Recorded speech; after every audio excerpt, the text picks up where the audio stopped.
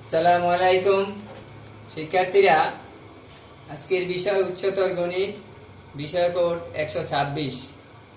আমরা তৃতীয় অধ্যায় উপপাদ্য নিয়ে আলোচনা করছি। আজকে আমরা উপপাদ্য 12 নাম্বার অর্থাৎ টলেমির উপপাদ্য এটা আলোচনা করব। টলেমি উপপাদ্য, এই টলেমি হচ্ছে একজন ব্যক্তি গণিতবিদ, যার পুরো নাম হচ্ছে ক্লডিয়াস টলেমিয়াস। তিনি একজন গণিতবিদ, ভূগোলবিদ, জ্যোতির্বিদ এবং জ্যোতিষী। তার জন্ম খ্রিস্টপূর্ব 90 এবং মৃত্যু খ্রিস্টপূর্ব 168। তার জন্মস্থান হচ্ছে মিশরে। তার অনেক কিছু আছে, যেহেতু তিনি এতগুলি বিষয়ের পণ্ডিত। আমরা আমাদের এই বইতে শুধুমাত্র ওনার একটা উপপাদ্য করব, যাকে আমরা বলেছি টলেমির উপপাদ্য। তো এই প্রশ্নটা দেখো, উপপাদ্যটা কি? বৃত্তে অন্তর্লিখিত কোন চতুর্ভুজের কর্ণদ্বয়ের অন্তর্গত আয়তক্ষেত্র ওই চতুর্ভুজের বিপরীত বাহুদ্বয়ের অন্তর্গত আয়তক্ষেত্রের সমষ্টির সমান। অর্থাৎ বৃত্তে অন্তর্লিখিত একটা চতুর্ভুজ যার দুইটি কর্ণ আছে, কর্ণদ্বয়ের অন্তর্গত আয়তক্ষেত্র, আয়তক্ষেত্র মানে আয়তক্ষেত্রের ক্ষেত্রফল। তা আমরা জানি আয়তক্ষেত্রের ক্ষেত্রফল সূত্র হচ্ছে দৈর্ঘ্য গুণ প্রস্থ। তো দুইটা কর্ণ, একটা কর্ণ হবে দৈর্ঘ্য, একটা কর্ণ হবে প্রস্থ, তাহলে কর্ণদ্বয়ের অন্তর্গত আয়তক্ষেত্র আমরা পাবো। একই নিয়মে বিপরীত বাহুদ্বয়ের অন্তর্গত আয়তক্ষেত্র, বিপরীত বাহু হচ্ছে দুইটি করে 4টি, তাহলে আমরা সেখানে দুইটা আয়তক্ষেত্র পাবো। সেই দুইটা আয়তক্ষেত্রের সমষ্টি সমান হবে কর্ণদ্বয়ের অন্তর্গত আয়তক্ষেত্রের ক্ষেত্রফল। তো আমাদের চিত্র একে আমরা প্রথমে চিত্রের পরিচয়টা দিব। এখানে আমি বৃত্ত একে একটা অন্তর্লিখিত চতুর্ভুজ আঁকছি, যার নাম দিয়েছি ABCD। প্রথমে আমাদের সেই পরিচয়টা দিতে হবে। মনে করি বৃত্তে অন্তর্লিখিত ABCD চতুর্ভুজের কর্ণদ্বয় AC ও BD। এই চতুর্ভুজের দুইটা কর্ণ, একটা AC আর একটা হচ্ছে BD। বিপরীত বাহুদ্বয় যথাক্রমে AB ও CD। AB এর বিপরীত বাহু CD এবং BC এর বিপরীত বাহু AD। তাহলে বিপরীত বাহুদ্বয় AB ও CD এবং BC ও AD। প্রমাণ করতে হবে যে AC ইন্টু BD মানে কর্ণদ্বয়ের অন্তর্গত আয়তক্ষেত্র সমান AB ইন্টু CD। এই যে AB into CD plus BC into AD, এটা আমাদের প্রমাণ করতে হবে। তো এখানে আমাদের অঙ্কনের একটু কাজ আছে। অঙ্কনটা আছে, এখানে আমরা চিত্রে দেখো BAC কোণ এবং CAD কোণ, এই দুইটা কোণ সমান না। এখানে BAC কোণ ছোট, CAD কোণ বড়, তাহলে BAC কোণ ইজ লেস দেন CAD কোণ। এটা ধরে AD রেখাংশের সাথে A বিন্দুতে BAC কোণের সমান করে আমরা একটি কোণ আঁকবো। তাহলে BAC কোণ ইজ লেস দেন CAD কোণ ধরে AD রেখাংশের A বিন্দুতে BAC কোণ সমান DAP কোণ। এই যে দেখো BAC কোণ সমান DAP কোণ, এই কোণটা অর্থাৎ এই কোণটা BAC কোণের সমান করে আমরা এই কোণটা অঙ্কন করেছি। ফলে AP রেখাংশ BD কর্ণকে P বিন্দুতে ছেদ করে। ফলে AP রেখাংশ BD কর্ণকে P বিন্দুতে ছেদ করে। এটা হচ্ছে অঙ্কন। এরপর আমরা যাব প্রমাণে। এই উপপাদ্য প্রমাণ করতে আমাদের যে সূত্র লাগবে, একটা সূত্র লাগবে বৃত্তের একই চাপের উপর দণ্ডায়মান বৃত্তস্থ কোণগুলি পরস্পর সমান হয়। তারপর লাগবে দুইটি ত্রিভুজ সদৃশকোণী হলে তাদের অনুরূপ বাহুগুলো সমানুপাতিক। এই দুইটা সূত্র লাগবে। এখানে প্রমাণের শুরুতে দেখো একই চাপ AD এর উপর দণ্ডায়মান। চিত্রে দেখো AD চাপ, এই যে AD চাপ, এই চাপের উপর দুইটা বৃত্তস্থ কোণ আছে, একটা হচ্ছে ABD আর একটা হচ্ছে ACD। তাহলে এই দুইটা কোণ সমান হবে। একই চাপ AD এর উপর দণ্ডায়মান বৃত্তস্থ কোণ ABD সমান কোণ ACD। এখন ABD না বলে আমরা যদি বলি ABP, তাহলে একই কোণ, সেই জন্য আমরা লিখতে পারি ABP সমান ACD। যে আছে ওইটা ঠিকই রাখলাম ACD, কারণ পরবর্তীতে আমরা ত্রিভুজের মধ্যে যাব সেই জন্য। তাহলে আমরা পেলাম ABP সমান ACD। আবার আমরা যে অঙ্কন করছি এখানে দুইটা কোণ সমান, একটা BAC সমান DAP, ওইটাই এখানে লিখছি। দেখো BAC সমান DAP অঙ্কন অনুসারে। এরপর এই সমীকরণের উভয় পক্ষে আমরা এখানে মাঝখানে যে কোণের অংশটা বাকি আছে সিএপি কোণ, এই কোণটা আমরা উভয় পক্ষে যোগ করব। তাহলে উভয় পক্ষে আমরা সিএপি কোণ যোগ করলে কি আসবে, বিএসি কোণ প্লাস সিএপি কোণ ইকুয়াল টু ডিএপি কোণ প্লাস সিএপি কোণ। এখন আমরা চিত্র থেকে এই দুইটার যোগফল আর এই দুইটার যোগফল কি আসে সেটা দেখব। বিএসি কোণ প্লাস সিএপি কোণ, চিত্রে দেখো বিএসি কোণ প্লাস সিএপি কোণ, তাহলে এই পুরোটা আসবে দুইটা একসাথে, যার নাম হবে বিএপি কোণ। এই যে আমরা এখানে লিখছি বিএপি কোণ।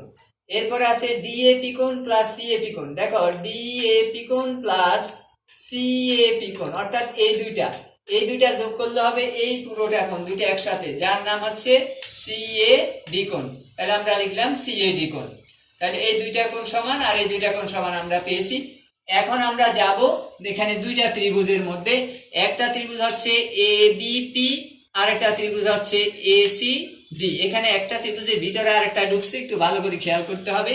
এবিপি আর হচ্ছে এসিডি, এই দুইটা ত্রিভুজের মধ্যে আমরা এখন দেখব যে এই দুইটা ত্রিভুজের মধ্যে কি কি সমান আছে।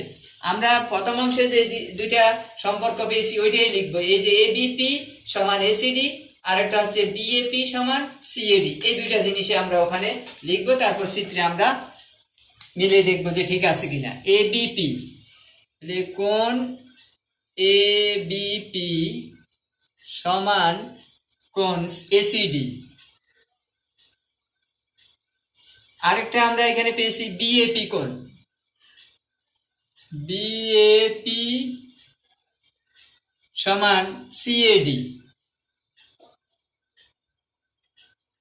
এখন আমরা দেখি এই দুইটা ত্রিভুজের মধ্যে, দেখো চিত্রে এবিপি কোণ, এবিপি কোণ, এই যে এই দাগ দেওয়া কোণটা সমান হচ্ছে এসিডি কোণ, ওই ত্রিভুজের এসিডি ত্রিভুজের এসিডি কোণ, এই নীল কালির দাগ দেওয়া এই দুইটা কোণ সমান। আর একটা পেয়েছি বিএপি কোণ, দেখো চিত্রে বিএপি কোণ, এই যে কালো কালির দাগ দেওয়া কোণটা, আর একটা হচ্ছে সিএডি কোণ, এই কালো কালির দাগ দেওয়া কোণটা। তাহলে আমরা কি পেলাম, এই দুইটা ত্রিভুজের একটা দুই কোণ আরেকটা ত্রিভুজের দুই কোণের সমান, তাহলে অবশ্যই অবশিষ্ট কোণের সমান হবে। সেটা এখানে আমরা লিখলেও লিখতে পারি, না লিখলেও কোনো সমস্যা নাই। দেখো এই যে চিত্রে দেখো আরেকটা দুইটা কোণ এপিবি আর হচ্ছে এডিসি, এই ডাবল দাগ দেওয়া যে দুইটা কোণ, এই দুইটা কোণও সমান হবে, কারণ ত্রিভুজের তিন কোণের যোগফল 180 ডিগ্রি। তো দুইটা কোণ যদি সমান হয় আরেকটা ত্রিভুজের দুইটা কোণ, তাহলে ত্রিভুজ দুটি সদৃশকোণী। সুতরাং আমরা লিখতে পারি ত্রিভুজ এবিপি ও ত্রিভুজ ACD সদৃশকোণী।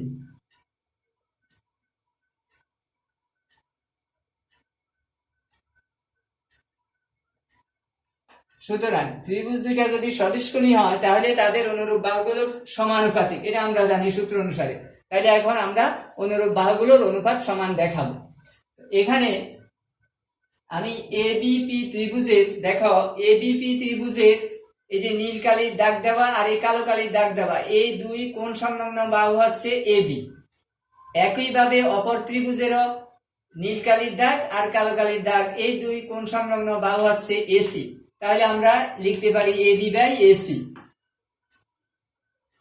AB by AC equal to, এরপর আমরা এখানে দেখো নীলকালির দাগ আর এই যে ডাবল দাগ দেওয়া, এই দুই কোণ সংলগ্ন বাহু হচ্ছে বিপি। একইভাবে অপর ত্রিভুজের নীলকালির দাগ আর এই ডাবল দাগ দেওয়া, এই দুই কোণ সংলগ্ন বাহু হচ্ছে সিডি।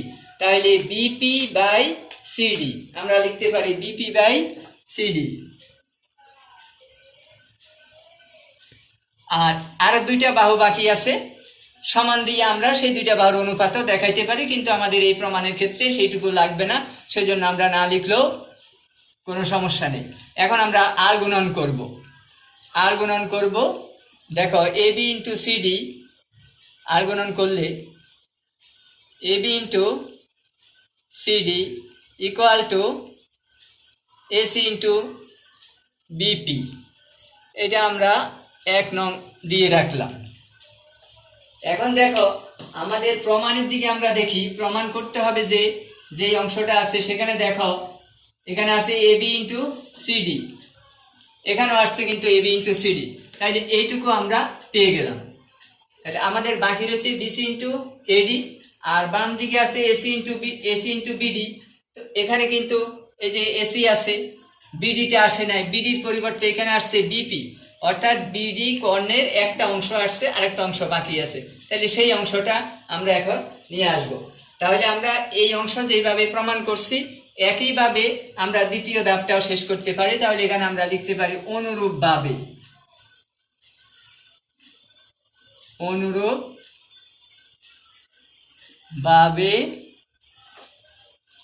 অবশিষ্ট যেটা আছে সেটা লিখতে পারি বিসি ইন্টু এডি, অনুরূপভাবে বিসি ইন্টু এডি, এই যে এখানে যেটা আছে BC into AD equal to ডাইন পাশে হবে এসি ইন্টু বিডি কর্ণের যেই অংশটা বাকি আছে সেই অংশটা মানে পিডি, এইটা হবে 2 নং। এরপর আমরা একের সাথে 2 নং আমরা যোগ করব। তাহলে এখানে আমরা লিখতে পারি 1 যোগ 2 ইমপ্লাই, অর্থাৎ 1 ও 2 নং যোগ করে পাই। কি পাবো আমরা? AB plus AB into CD, বাম পক্ষের সাথে বাম পক্ষ যোগ AB into CD plus BC into AD equal to ডাইন পাশে হবে AC into BP plus AC into PD. এখন আমাদের ডাইন পাশটা সরল করা লাগবে। আমরা এখান থেকে যদি এসি কমন নেই, আর থাকবে BP plus PD equal to AC into BP plus PD. আমরা চিত্রে দেখি BP plus PD equal to হবে বিডি, তাহলে আমরা ওখানে বিডি লিখতে পারি, বিডি। তাহলে আমরা কি পেলাম? এটাকে আমরা এখন ঘুরাই লিখবো যে আমাদের বিশেষ নির্বাচন আমরা যেটা বলছি এই যে এসি ইন্টু বিডি, তো এখানে আসছে AC into BD equal to, অর্থাৎ বাম পাশটা ডাইন পাশে যাবে, ডাইন পাশটা বাম পাশে যাবে, এবি ইন্টু সিডি, এখানেও আছে AB into CD plus BC into AD. তাহলে এটাকে আমরা শুধু ঘুরাই লিখেই প্রমাণিত আমরা লিখবো, এটার সাথে মিল করেই আমরা প্রমাণিত লিখবো। তো এই উপপাদ্যটা তোমাদের বইতে যেভাবে আছে আমি কিন্তু হুবহু ওইভাবে লিখি নাই, ওইভাবে প্রমাণ করি নাই, আমি আমার মতো সাজিয়েছি। তোমরা তোমাদের বইটা দেখবে আর আমি যেভাবে দিয়েছি এটাও দেখবে। যদি এটা তোমাদের কাছে সহজ মনে হয় তাহলে তোমরা এভাবে করতে পারো। এখানে প্রথম ধাপ আমরা প্রমাণ করছি যেভাবে, অনুরূপভাবে দ্বিতীয় ধাপটাও শেষ করতে পারি।